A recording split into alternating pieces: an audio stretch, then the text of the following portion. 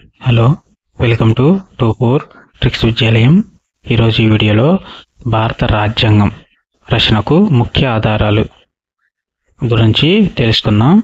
మరియు అమెరికా రాజ్యాంగం నుంచి భారత రాజ్యాంగ రచనకు గ్రహించిన అంశాలు ఏ విధంగా గుర్తుపెట్టుకోవాలి ట్రిక్ రూపంలో అనేది చూద్దాం. అయితే చూస్తున్న ప్రతి ఒక్కరు కూడా ఈ వీడియోకు లైక్ చేయండి. మీరు చేసే లైక్ తోటే నేను బూస్ట్గా భావించి తదుపరి వీడియోను అప్లోడ్ చేయగలుగుతాను.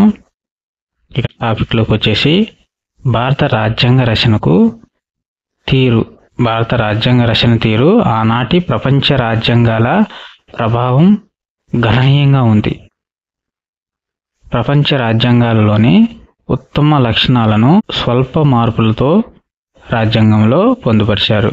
అంటే ప్రపంచ రాజ్యాంగాలన్నింటినీ పరిశీలించి ఉత్తమ లక్షణాలను స్వల్ప మార్పులతో రాజ్యాంగంలో పొందుపరిచారు. అందుకే భారత రాజ్యాంగాన్ని హక్కుల బొంత అని కొందరు అంటారు.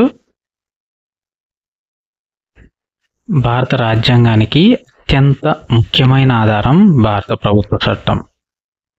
భారత ప్రభుత్వ చట్టం 1935 అనేది భారత రాజ్యాంగానికి అత్యంత ముఖ్యమైన ఆధారం.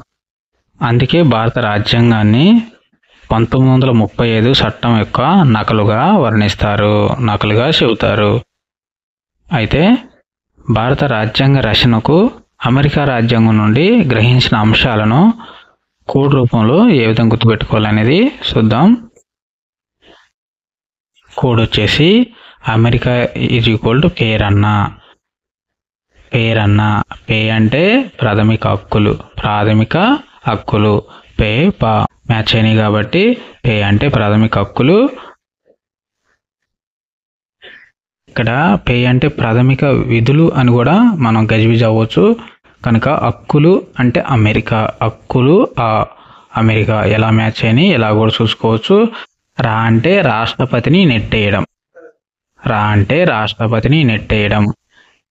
నెట్టేయడం అనే పదం ఇక్కడ ఎందుకు ఉపయోగించామంటే పేరన్నాలోని రా తర్వాత నా వస్తుంది. రా అంటే రాష్ట్రపతిని, నా అంటే నెట్టేయడం అని ఈజీ గుర్తుంటుంది. రా అంటే రాష్ట్రపతిని నెట్టేయడం అంటే రాష్ట్రపతిని తొలగించే మహాభియోగ తీర్మానంను గ్రహించారు, అమెరికా రాజ్యాంగం నుంచి తీసుకున్నారు. తర్వాత నా అంటే న్యాయ సమీక్షను అమెరికా రాజ్యాంగం నుంచి తీసుకున్నారు. అయితే ఈ కోడ్ను గుర్తుంచుకునే విధానం చూద్దాం. అమెరికా పేరుకు పెద్దన్న అంటారు అని గుర్తుంచుకుంటే పేరన్న కోడ్ చాలా ఈజీగా గుర్తుంటుంది.